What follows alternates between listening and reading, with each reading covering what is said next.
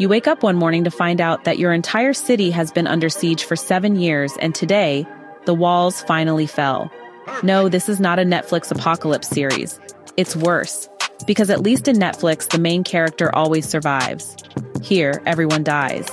The men, gone. The children, gone. Even the dogs didn't make it. What's left? Just the women, standing in the ruins of their beloved city, waiting to find out which one of them is going to be turned into a war trophy. Come back in a couple of years. All right. Now I know what you're thinking. 7 years? Who fights for 7 years? That's longer than most gym memberships last. But trust me, this is not your average story of battles and bravery. It's a story about power, greed, and what happens when liberation becomes the fancy word for annihilation. So grab your tea because this one is intense. And oh, before you go chanting freedom, human rights, wait till you hear what that really meant for these women.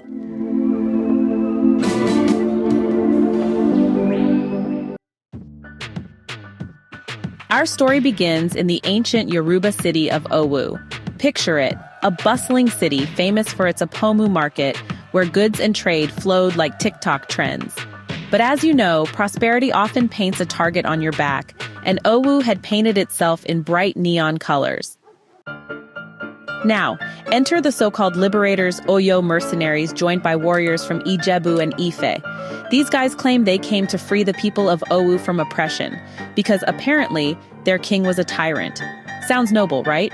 Cue heroic music, except no. Their idea of liberation was basically burn everything, kill everyone, and take what's left. One eternity later. For 7 long years, they camped outside the city walls. 7 years! That's longer than some people keep New Year's resolutions. The people inside Owu probably started naming the enemy soldiers like neighbors.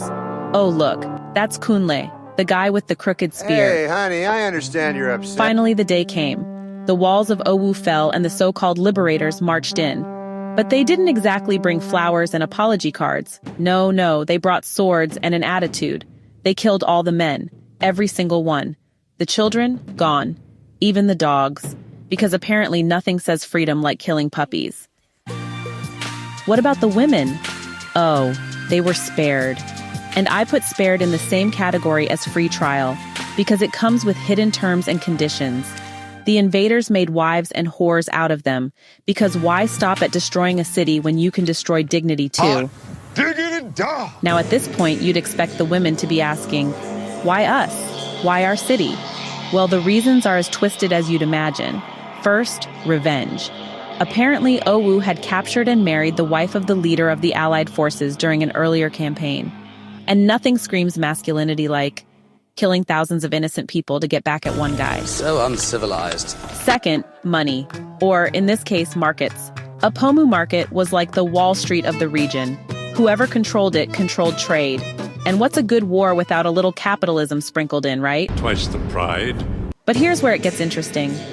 The women of Owu, left with nothing but their grief, begin to realize the gods themselves had deserted them. These were women who had prayed for deliverance, for victory, for mercy. And the gods? Silent. Absolutely silent. One of the women puts it perfectly, and sarcastically, might I add. Nowadays, when the strong fight the weak, it's called a liberation war to free the weak from oppression. Sound familiar? Yeah, it's the oldest trick in the book. Call it liberation, and suddenly genocide sounds like charity. Good job. Now some people in the play.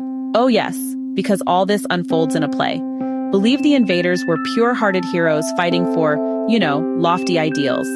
In fact, one woman says, just absolutely dripping with sarcasm. They do not want our market at all. They are not interested in such petty things as profit. Only in lofty ideas like freedom or human rights. Oh, the Ijebus have always disdained merchandise. The Ifes are unmoved by the glitter of gold. Sure, honey, and I'm the Queen of England. But sarcasm aside, the reality becomes clear fast. These so-called liberators came for blood, gold, and dominance. They slaughtered without mercy. They didn't even spare the animals. And while some women still clung to the illusion of freedom, others saw the truth and voiced it. Bless the kindness which has rescued us from tyranny in order to plunge us into slavery. Sing, my friends. Let us celebrate our new won freedom of chains. Wow. That's the kind of sarcasm that deserves an award. The women realize their future is bleak. Those not killed will be dragged away as spoils of war. Some will become wives, others concubines, and all will live under the shadow of humiliation. Their husbands are dead, their children gone, their city destroyed. And as the dust settles, one chilling truth echoes through their broken voices. War never ends but only moves to another place. And isn't that true? Today, Owu, tomorrow, somewhere else. The story I just told you comes from a powerful play titled Women of Owu by Femi Osofisan, a bold reimagining of Euripides' The Trojan Women. Yes, that's right. Osofisan takes an ancient Greek tragedy and roots it in Yoruba history, making it hauntingly relevant to both Africa and the modern world. Because this isn't just about Owu. It's about Iraq, Libya, Afghanistan. It's about every war that promised liberation and delivered chaos. When I finished reading this play, I just sat there thinking, wow, we've learned nothing as humans, have we? The same cycle repeats. Strong nations invade weaker ones under the banner of freedom, human rights, or democracy. But in the end, who benefits? Certainly not the ordinary people. Like Iraq, remember how people danced in the streets when Saddam's statue fell? Fast forward, and even those jubilant faces now wonder, was this freedom or just another kind of slavery? The play forces us to ask, when does liberation become oppression?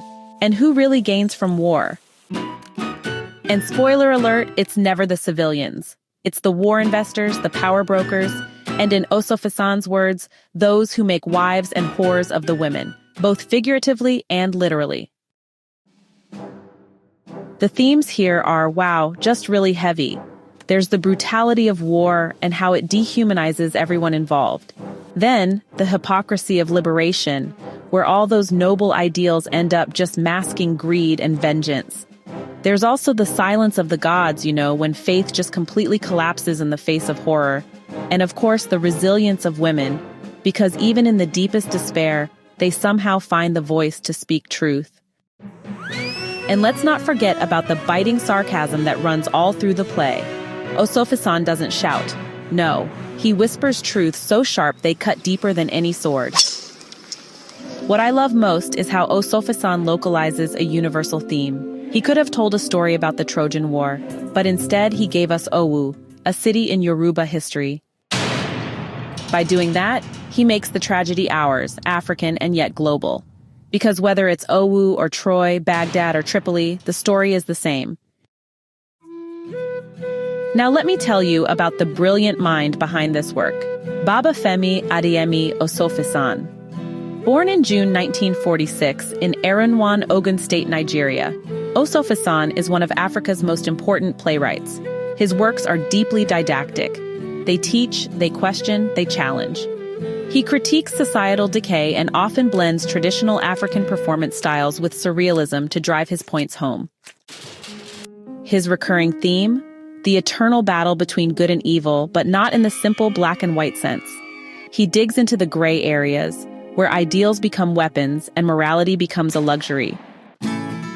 Osofisan studied at the University of Senegal in Dakar, then at the University of Ibadan, and later returned to teach at Ibadan. Over the years, he's become a literary giant, not just for Nigeria, but for world literature. If you ever get the chance to watch Women of Owu performed on stage, don't miss it. But even if you can't, read the play. It's short, just 78 pages, but the impact will stay with you long after you close the book.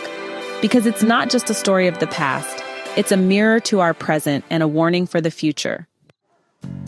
So tell me in the comments, do you think wars can ever truly be about liberation, or is freedom just the most effective marketing slogan in history?